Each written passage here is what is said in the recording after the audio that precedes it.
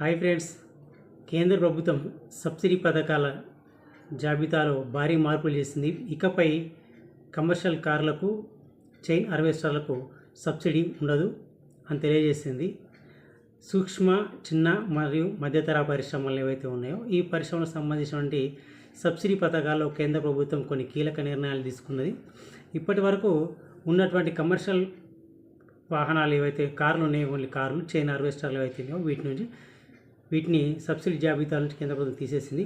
ఇంతకుముందు ఏవైతే ఇదే పరిశ్రమలకు కావచ్చు, రైతులకు కావచ్చు, రైతు సంఘాలకు కావచ్చు, ఏవైతే వ్యాపార పనిముట్లు, యంత్రాలు, యంత్ర సామాగ్రి ఏవైతే ఉన్నాయో వాటన్నిటికీ కూడా యథావిధిగానే సబ్సిడీ సబ్సిడీ వస్తుంటాయి. ఓన్లీ కమర్షియల్ కార్లను, చైన్ హార్వెస్టర్లను మాత్రం ప్రస్తుతం సబ్సిడీ జాబితా నుంచి తొలగించినట్టుగా ప్రభుత్వం పేర్కొన్నది.